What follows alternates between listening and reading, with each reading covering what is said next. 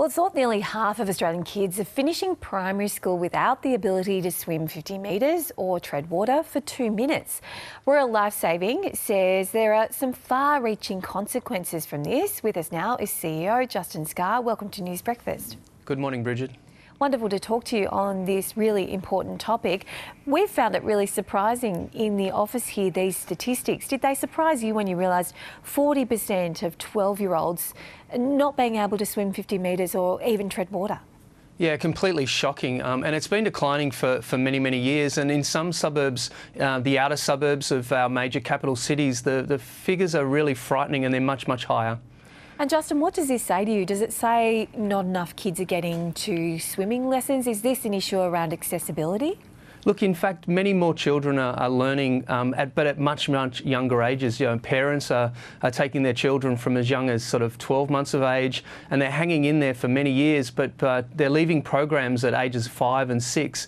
And that's the point at which children start to learn wonderful life-saving skills, skills of flotation and survival swimming strokes. And so there's real value in lessons for children 8, 9 and 10, and they're simply not in the programs at that ages. They've given up much earlier. So interesting. Why do you think that is? Is it that parents assume some of that work will be done in school or by schools? Why do you think that's happening? No, I think it's partly the success and failure of actions like Royal Lifesaving. We, 20 years or so ago, we had an epidemic of very young children drowning in backyard swimming pools, and we encouraged parents to participate in water familiarisation.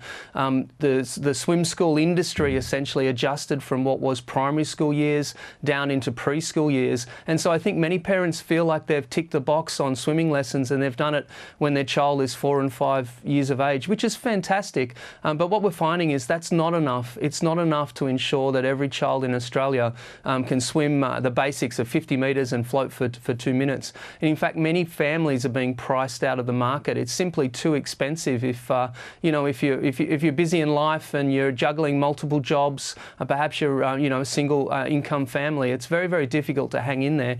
And the schools aren't providing the safety net that they once did.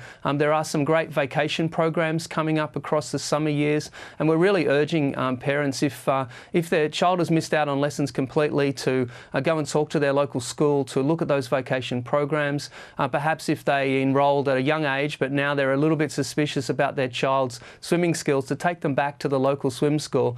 Even if they're 9, 10, 11 or 12, it's vitally important that we get some swimming and life-saving skills into them, because at that age they start to swim alone, they start to swim with their friends, and they start to swim away from patrolled locations in the local river or the local creek, perhaps a dam or even an unpatrolled beach. Absolutely, there's such important messages. And Justin, what would be your message for some comprehensive reform in this area? Do you think there needs to be, particularly in a cost of living crisis, as you said, when lessons can be too expensive for some families, does there need to be more subsidies available? Yeah, look, it's a patchwork of policy when you look across the country. State governments are trying all sorts of things, and in some cases they're completely missing the mark. There have been voucher programs, and the research has shown that they simply don't reach the families that need it most. And in some cases those voucher programs are wasted on very young children. We need to boost our investment in school education. Principals are complaining that they don't have the money to send the right children, the children that need it most, to lessons. Let's give them some more money.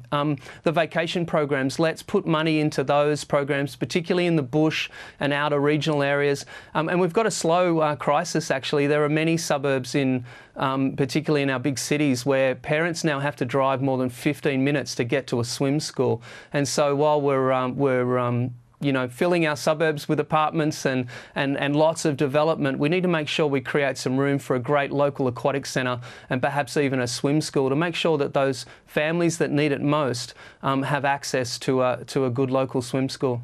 Well, we'll try and raise awareness on this program as well. It's such an important topic. Justin, thanks very much for joining us on News Breakfast this morning.